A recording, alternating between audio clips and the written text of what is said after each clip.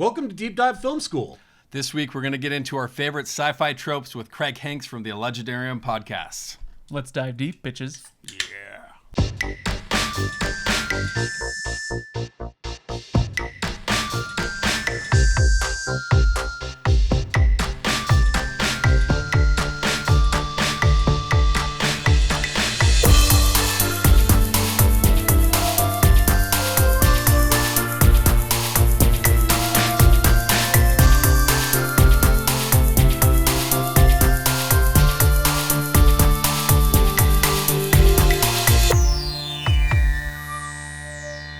All right, guys, I'm Adam Sherlock. And I'm Adam Pulcher. If you like what you see or hear, please like and subscribe on YouTube, Instagram, Facebook, all that stuff. This week, we're getting into our favorite sci-fi tropes. We're joined by Craig Hanks of the Lengendarium podcast, an expert on sci-fi and fantasy. Well, yeah. Which ones are you an expert on, and which ones do you feel like that might be? Well, it depends on the fantasy, right? Sure. Like, if we're talking like 50 Shades of Cylons, like I can get into that. Oh, sort of thing, okay. you know? Yeah, I didn't know if it was just your fantasy podcast was just you reading from a spiral notebook of your fantasies. Ooh, yes. Can we have that, please? No, I skipped right past my dad, and it's just I wrote a porno. Yeah, I wrote a porno. Yeah. I'm writing pornos. Is the name of your... Craig's Secrets. It's your Red Shoes diary. This is my new show. There you go. It's a good idea. We have an angle Yeah, here. no, he's like so- a detective, but he solves sexy crimes. Oh no, that's sex crimes. It's Sorry. not- it's not- That's not. Way different. It's not who did what; it's who did whom. Yes. No. So tell us a little bit about what you guys actually focus on your show. Yeah, so the Lengendarium podcast, it's a sci-fi and fantasy book club, typically. And so a lot of books, but we do some movies as well, especially when we're too lazy to actually read words on a page. So, yeah, we do a lot of those. We have two teams. The team that I'm on tends to focus more on fantasy, and my other team focuses on science fiction. Oh, wow. A lot. So we You get a lot of authors in, though, too, which is Yeah. awesome. Yeah, I mean, I think sci-fi just as a genre is pretty... It's kind of an endless storytelling, right? Because you can start from anywhere. You can build a world around anything. There's so much unknown in sci-fi. Well, and I think that, as is the case with most kinds of genre tropes, what happens is that someone writes something or produces something or makes something that kind of plants a flag in a particular concept, and everybody kind of goes, whoa, what the hell's that? And then that sort of becomes... its own little school You of can thought. hit a wider audience with Right, and a lot of these times tropes. people will do things where they're kind of balancing within a couple different of those different tropes. But sure. again, this is very genre-based, and so I think you see a lot of it in science fiction, see a lot of it in fantasy, see a lot of it in horror. And And I'm sorry, but you see a lot of tropes everywhere. I don't care what genre it is. It can be realism, it can be magical realism, it can be historical fiction. The tropes everywhere. yeah, it's a melting pot in a lot of these movies we're going to talk about today, right? Definitely. Yeah. In fact, I even wrote down here, ready? Steampunk, cyberpunk, space operas, cosmic terrors, social science fiction, military science fiction, robot fiction, post-apocalyptic science fiction, alien invasion, time travel, alternate history, space western, dystopian future, and quantum worlds, just to mention a few. Just a few. I'm terrified to ask this, but what is social science fiction? I would think that it's maybe something like Man in the High Tower? High Castle? Or High Castle. Yeah, okay. All right. Alternate history. Alternate history then taken to the nth degree. That's all about So social issues. Tarantino would fall into this almost, right? I think so. I Okay. mean, it's almost like I think it's kind of wish fulfillment in a way where you're like you're taking and sort of remixing maybe historical elements. Facts, yeah. But Taking liberties. Okay, or even something like Orwell's 1984. I would say that's another one where it's like it doesn't really delve too much into. It stays very surface level on how we got to where we're at and what the machinations are of being in that spot, rather than like here's how we got to where we're at. Right. So Let me ask you guys a question, because we're talking about a specific genre. What are your feelings on subgenres and the granular nature of something that you just read off? How useful are they? Are they detrimental to our understanding of? Does this make us compartmentalize ourselves and kind of wall off into little tribes? I think that it can. I think that it can, and I can see what you're getting at, which is that in a lot of ways, the way that these different genres evolve over time and what is popular, or even just like what's happening in the day and time that things are being written, some terminologies just feel super tired, right? So something like cyberpunk, everything's cyberpunk now for the most part. Everything that comes out is about how the technology made the world more dystopic, made people more cynical, made nihilism more of an everyday occurrence. Like, did you just watch The Matrix?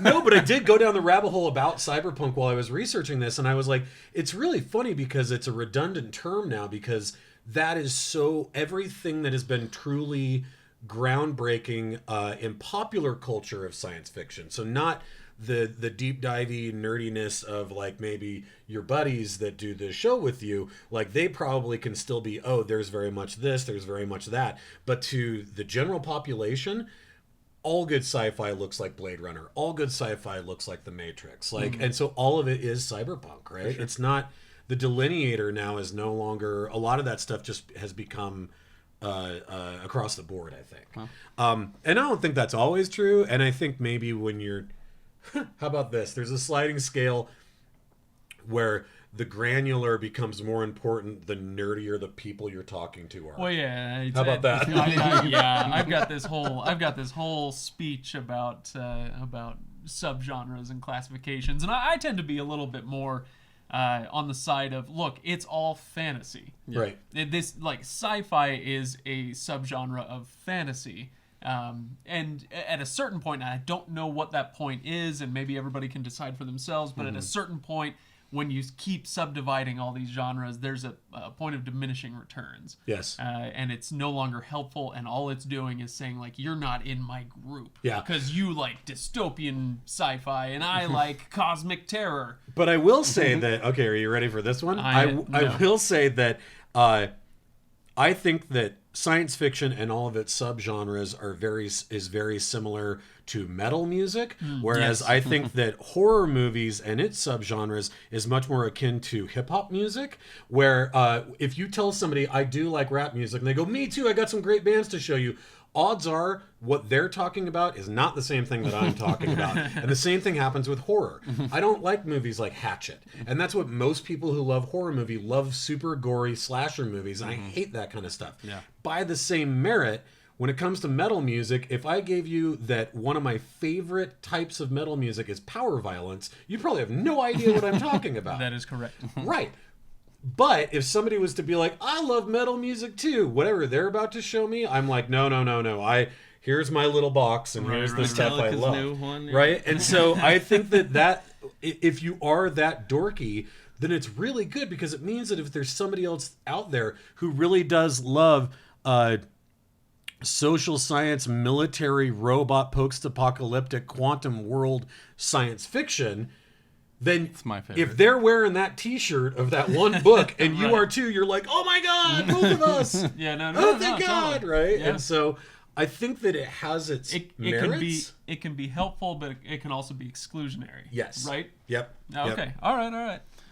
Wow. I feel like I really derailed this up front. No, I think we're talking about sci-fi. Listen, if we hadn't landed on Deep Dive Film School, I think The Derail would have been a great name for this show too. So don't worry about it at all. I think the tangents are where we're going to find absolutely our voices. Culture, do you want to start us off? Yeah, let's go ahead and get into some of our tropes. I'm going to start with a pretty popular one, an easy one, but it is aliens. This is obviously, there's a lot of types of alien movies. I think, aliens are always fun because there's always the fear of the unknown, but there's something else out there, right? It's the curiosity versus the impulsive. Do we want to find out about them and why they're here, or do we want to blow the shit out of them and chase them around?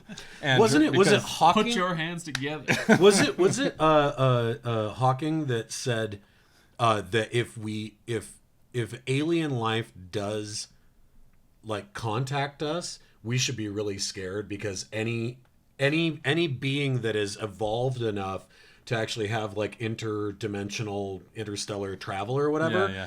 That they're evolved enough that they would not see us as equals, and that they would be much more likely to wipe us out and take our resources. I'm totally paraphrasing, but I think that was him, and I was like, oh, well, that's scarier than any Roland Emmerich film I've ever seen. Yeah, absolutely. Not hard. I mean, that's fair.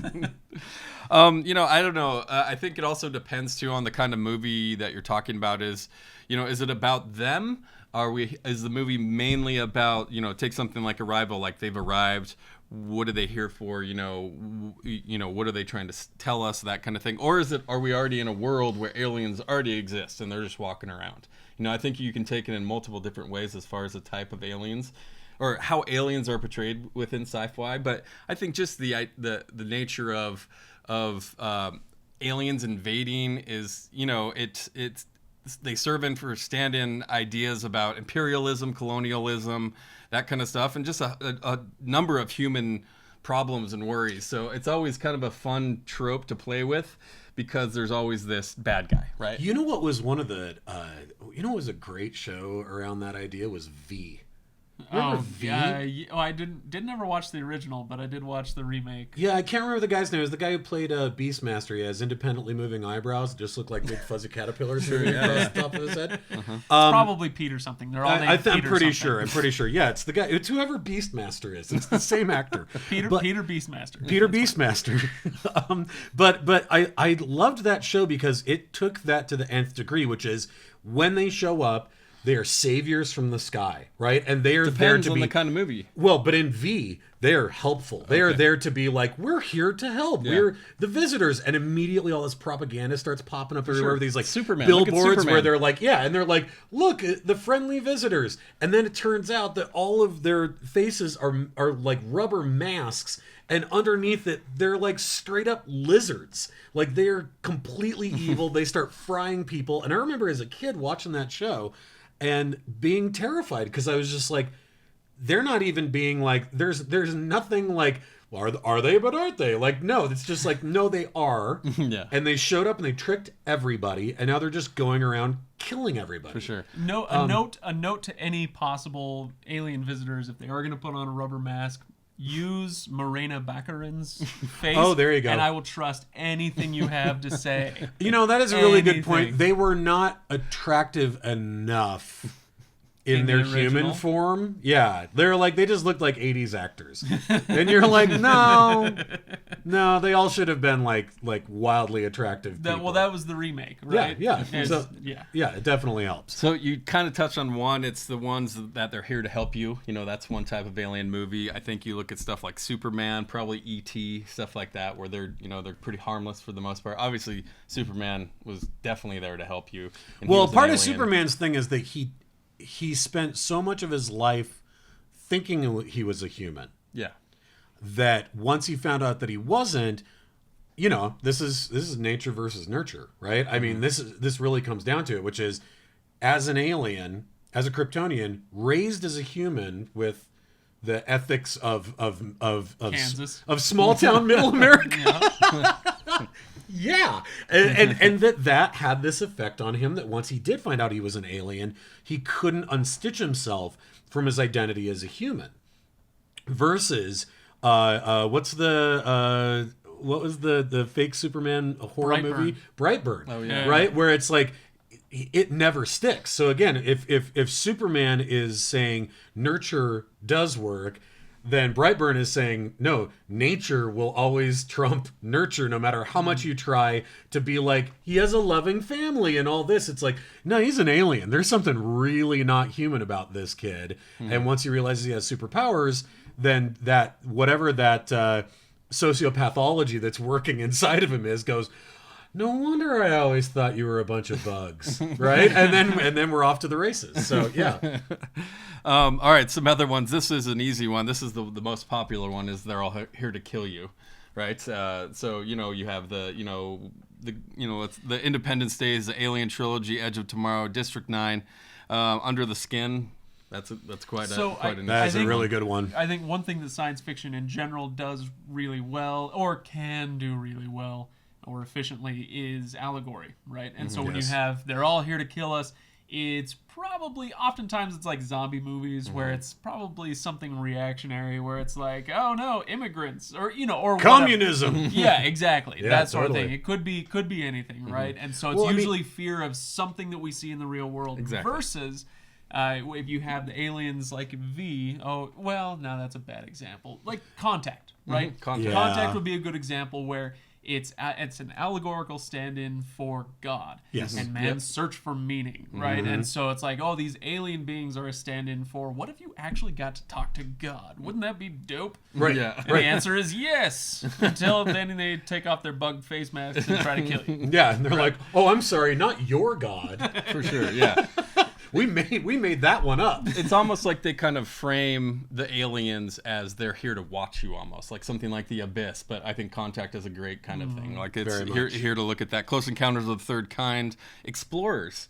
God, I love explorers. Yeah, it's great. And Arrival that we just did, and then I think one that you mentioned before, but Monsters. I thought was another great one. Yeah, that kinda does definitely, that. definitely. So Nice. That was a very really good. good one. You want me to do one? Craig, go go for for it. it. All right, Yeah, I wanna do we'll one. do a round. We'll do a round. Okay, nanotechnology is yes. one that I've picked. This one it's been around for a while now, but it's coming up a lot more. And so the most recent thing that I think we've seen it, maybe the most egregious example ever, is in the Marvel Cinematic Universe. So Black Panther's suit. Oh, that's right. Like he wears this necklace, right? Yeah. And it has all these nanobots. And so when he wants to activate it, it's like when it covers his whole body, right? And it's nanotech. And so then all the Avengers have that after Black Panther. It's And because so- it's really not very heroic to watch someone pulling their tights on. This is the You're like hopping around on one Yeah, foot, you're like, like- oh God, behind the scenes. who 20 tried these all the way, right? And so if instead you can go like, beep boop, and it all goes onto Right, you. right. No, It's it's like definitely way a popular sexier. technology I've noticed though, for sure in sci-fi lately, especially. But I mean, it's not brand new. This has been around for a while. Yeah, and I so- think the first time I remember seeing it was the movie Runaway with Tom Selleck. Oh my gosh! Here's a deep cut. There was these, Tell there me were the more. little, You there just were the wanted an little excuse robots. to put that poster on. No, I remember it as a child and being like, it's like these tiny robots that they have doing their bidding, and then like something there's like a virus in the system, and like now they're out on their own and they're killing people. Right. And I revisited it like 10 years ago and was like, I shouldn't have been watching this as a child. Not only is there just like random gratuitous nudity, but it was also really cheap.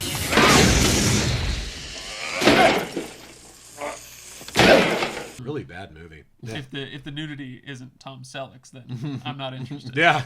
Well, I think my parents may have been like, "It's Magnum PI. It's fine." It's I'm fine. sure it's fine. You see his ass. but Tom whatever. Selleck's not going to star in something trashy.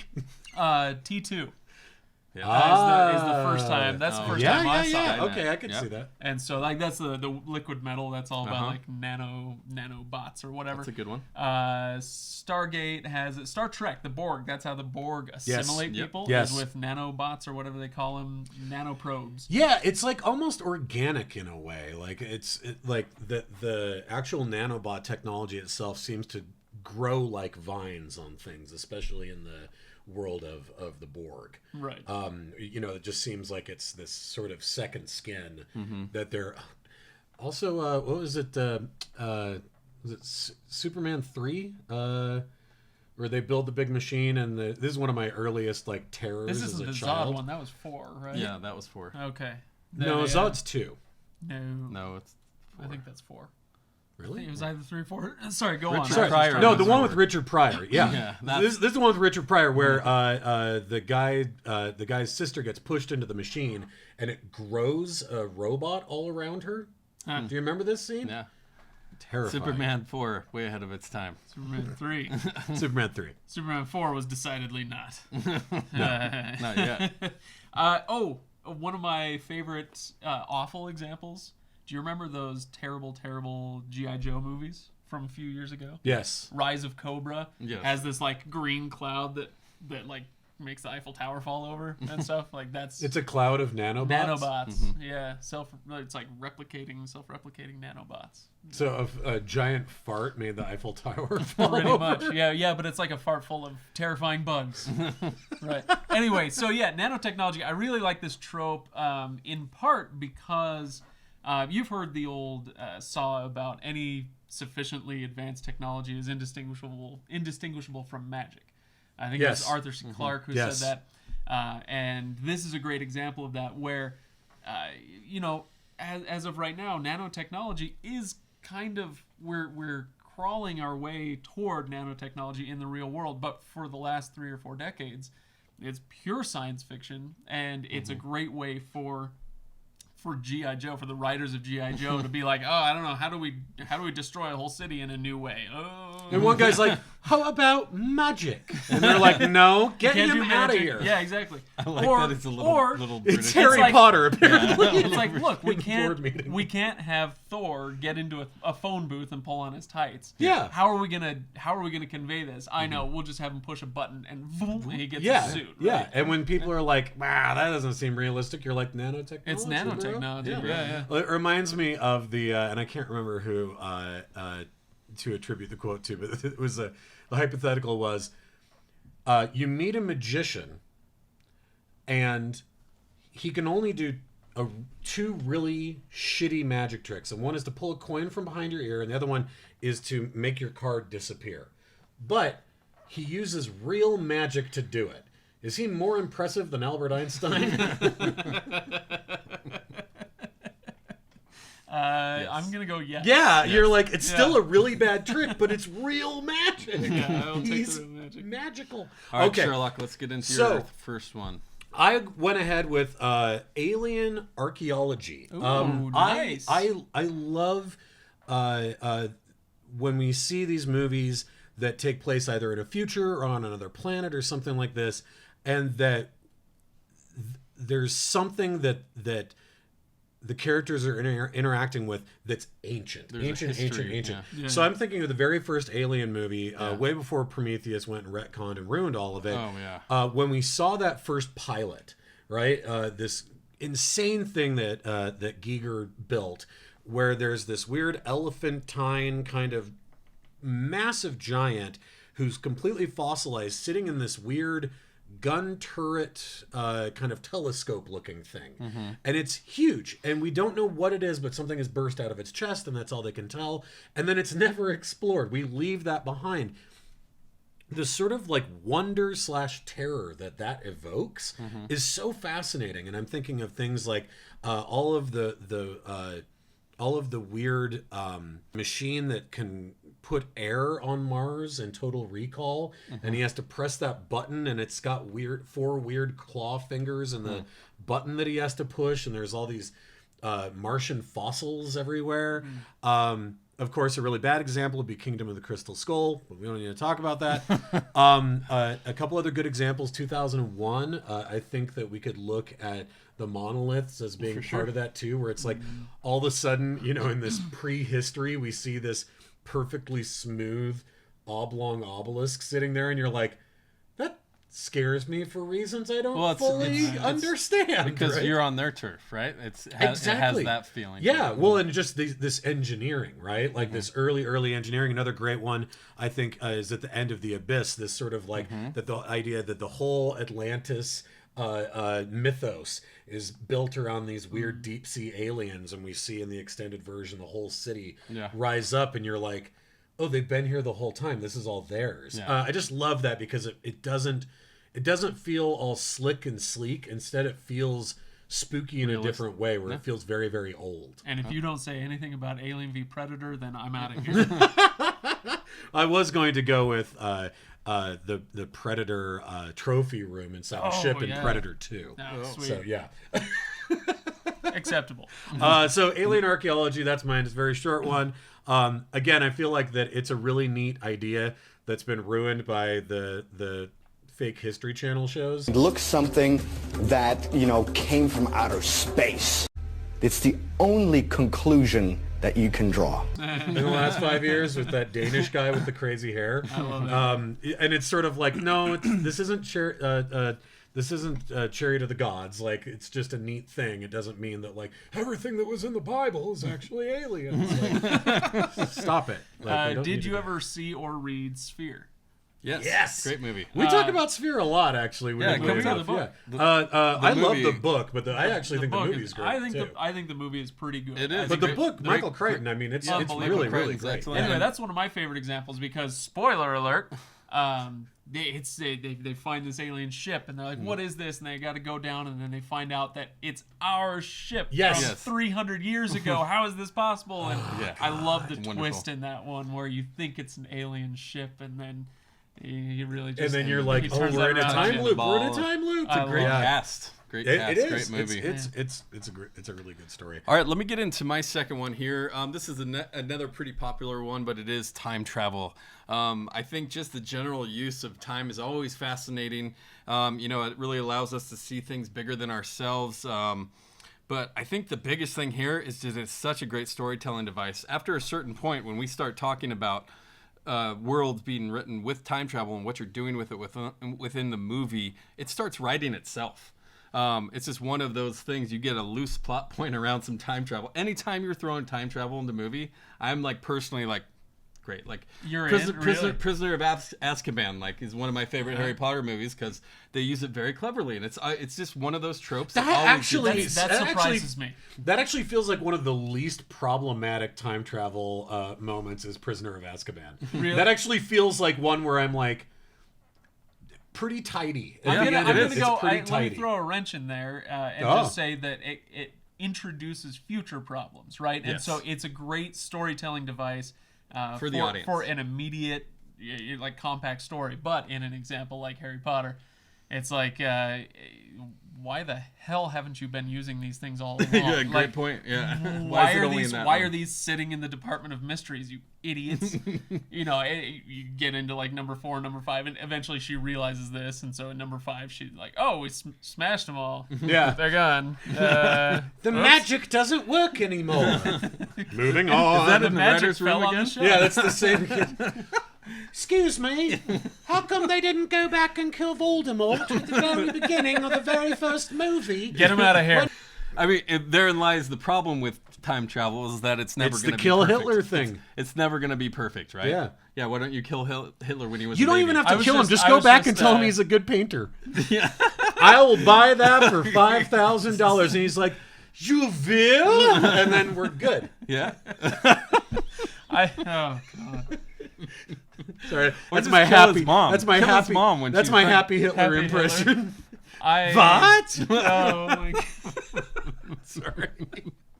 Wouldn't he be so excited though? He'd sell that first landscape painting, and But really, though, once you He's start, just gonna donate the whole thing to the cause. yeah, So- well, yeah, that's a good point. maybe Good if you point. get him early enough, maybe he's. I don't know. I think time travel really, though, once you start, worlds start kind of folding into themselves, and there's doubles and triples of things. Like it gets pretty out of Well, hand. because you're pretty wild. branching off, right? So Yeah. like every time, and that's the thing. That's where my brain breaks. Is that if you go, okay, there's a single thread.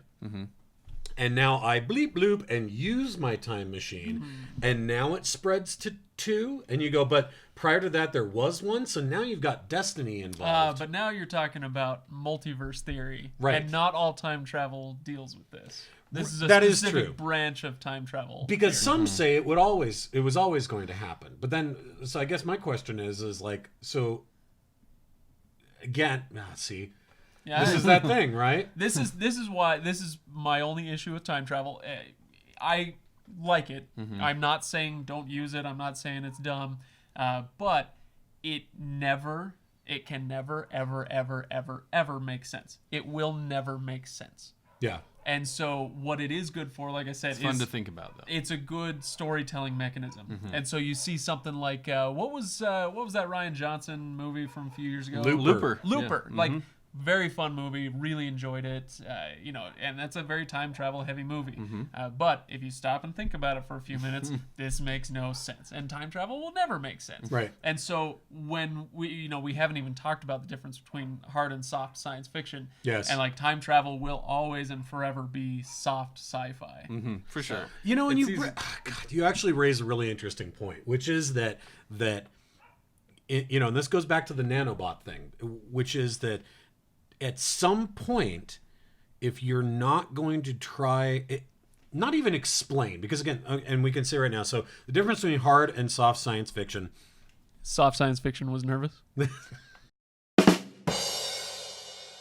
So obviously, with hard science fiction, you're going to get into the weeds describing every last little bit of how something works, right? So it's like, that's where you have dorks online that are arguing over like how the warp core works on the star. Hi, I'm Craig. I run a fantasy and sci-fi podcast.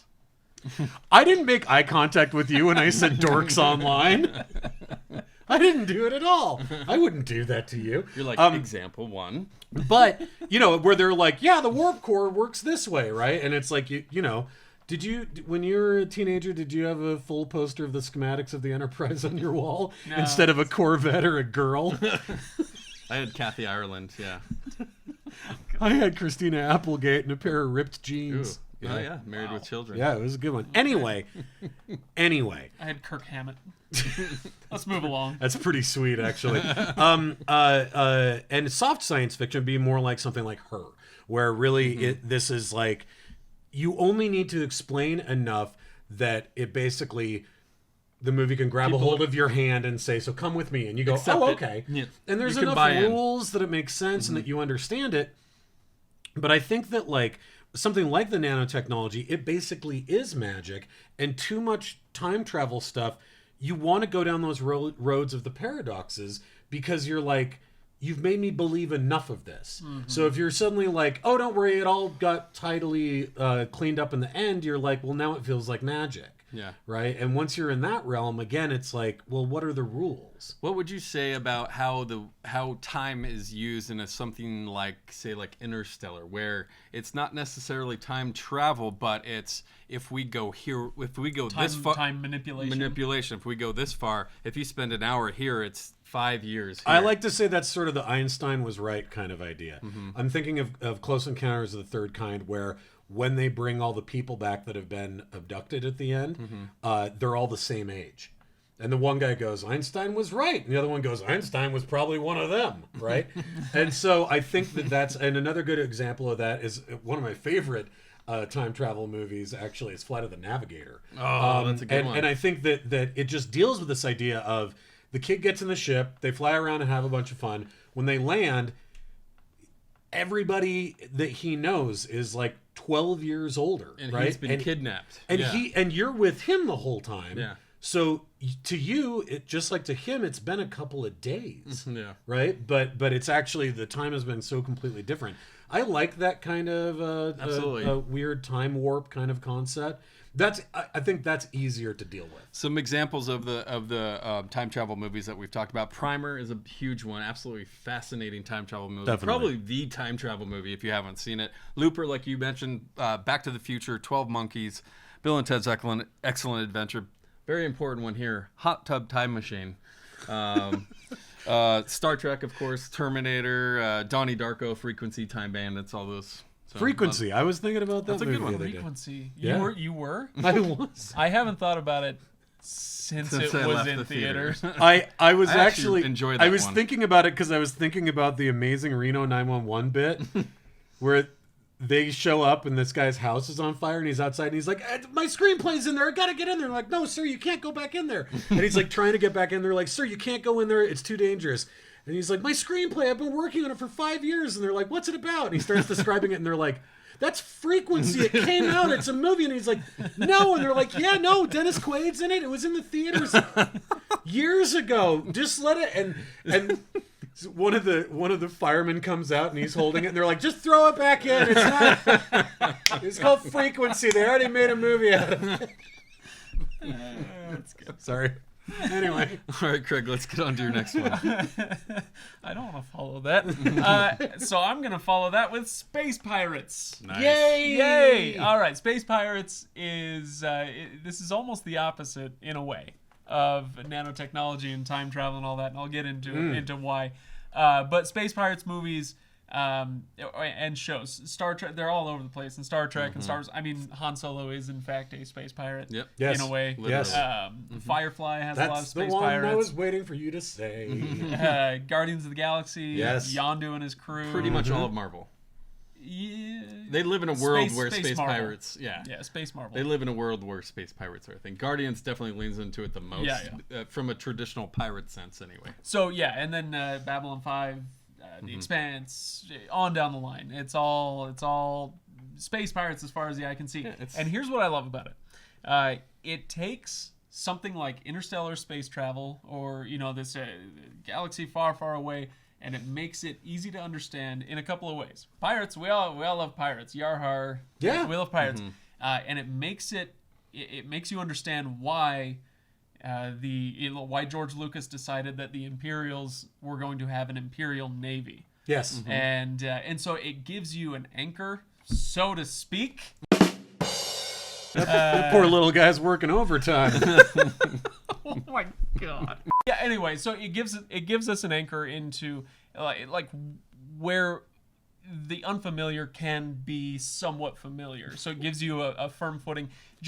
But it does it in a way that is fun and would still be like fantastical and adventurous in our own world. I think all these tropes are doing that. But it makes perfect sense with that one in particular, because you think about the idea of the frontiersman and as space being, the final frontier, as Mr. Jean-Luc Picard said to us. But I think that this concept of so what would that actually look like in practice for the individual who's building their own rickety junk ship and heading out? Can I add a sidecar to that tall drink of yours? How about space truckers? And I'm thinking of Alien as well as Dark Star. Spaceballs. I think Spaceballs. Spaceballs, there's another one, but very much like this idea of space miners / space truckers. It's that we are now so into collar. The blue collar careers in space, right? And you're like, yeah, they're gonna be the guys. It's gonna be Jonesy looking for his damn cat. It's like, oh, he always gets out. I gotta go find the cat. And you're like, just loose on a ship? That can't be good, right? Isn't that a problem? Does it get sucked into an intake valve, or I don't know? But yeah, I actually had that sort of space trucker, space miner thing, but very much that same concept. But yeah, it gives you something to latch onto, right? And understand in this weird sci-fi future. So What was the theme song to Firefly? I don't know. It was something about the you can't own the sky. I don't care, I'm still free. You can't take the sky from me. It was something like that. It's very much about this. Are you ready to destroy every ounce of cred that I ever Oh yeah, let's hear it. I made it 4 episodes into that show, and then I was like, yeah, I'm good. Really? Yeah. And not that it was bad. Aw. It just didn't it wasn't oh my gosh, this is amazing. I was just It's literally it's the fine. voice I did and what I said while I was watching it. Pewy here. Every episode. Oh my gosh! All right, so are you guys familiar with Plato's Cave? Sure. Yeah? Yeah. Okay. You are too? No. Okay. So Plato's Cave was basically this thought experiment that said, if you had a person and they're in sort of a stockade style thing where they can't move their head back and forth, so they're just looking straight forward. By the way, think of it as a movie theater. If you want to draw the picture, it's a movie It's theater. a movie theater. But in Plato's version, it's this cave. There's a fire behind you, and there are players coming by holding up different kinds of statues, right? Different implements and artifacts. And all that you can see is the reflection of the fire against the wall of the cave and the shadows of the different things moving across it, right?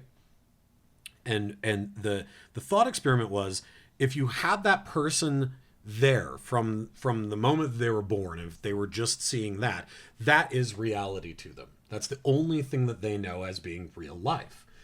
And Plato said, but it isn't real life. It's a cave.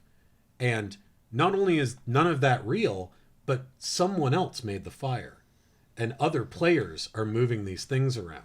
There's different motivations happening. So He's going somewhere. so ladies and if you gentlemen. could take those people out of that and show them there's other people that were responsible for this, that would blow their mind. And then the next level was, what if you could take them out of the cave, right?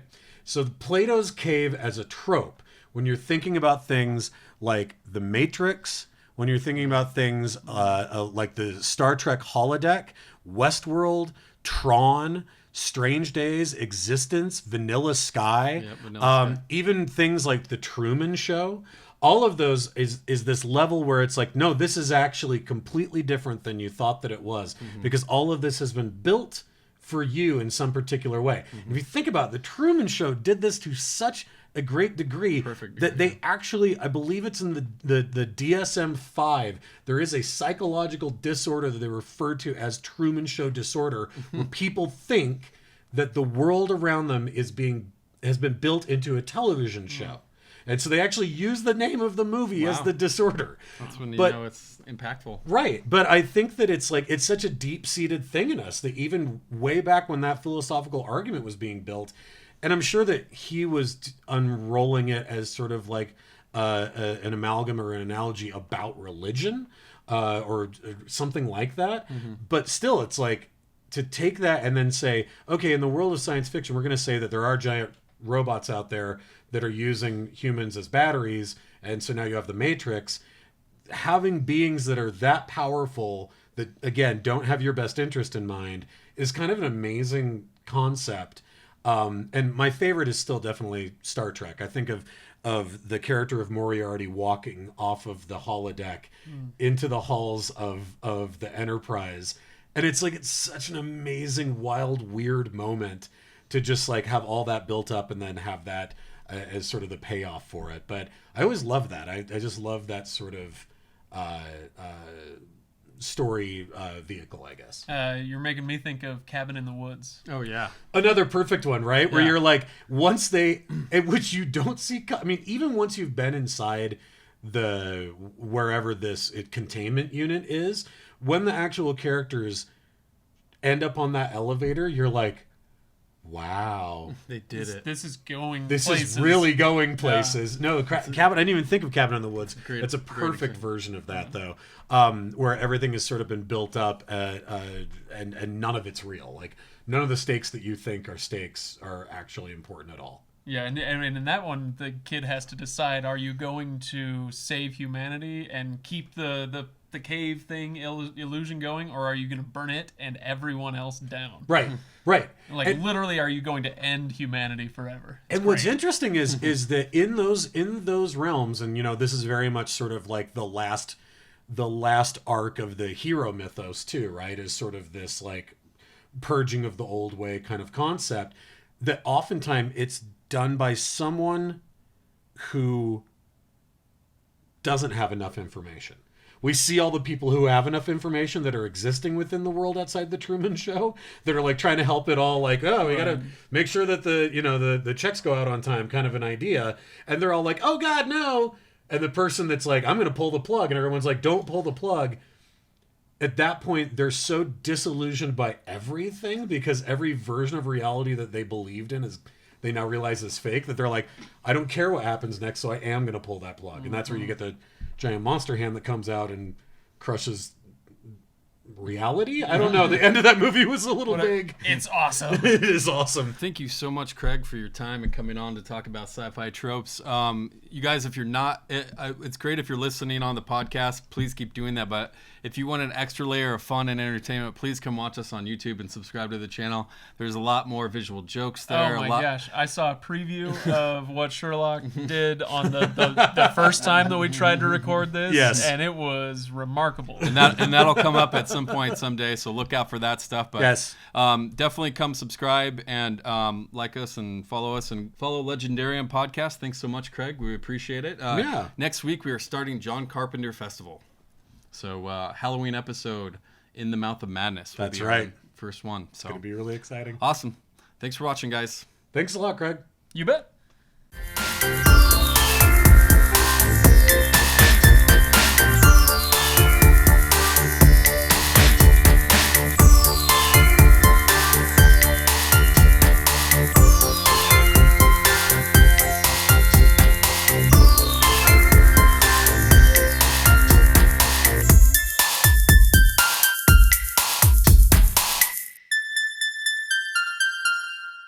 I thought it was excellent. I'm pretty sure in this day and age, the do we need blank, and not just in the entertainment we industry, can just stop. Yeah. Yeah, we can just stop that. anywhere in the world, we don't need any of the things that we have, and yet we have them. Like, Yet we do do. you need an app that can tell you what kind of spider is the spider that's in your house? Probably not, but You can have it if you want to. see, anything.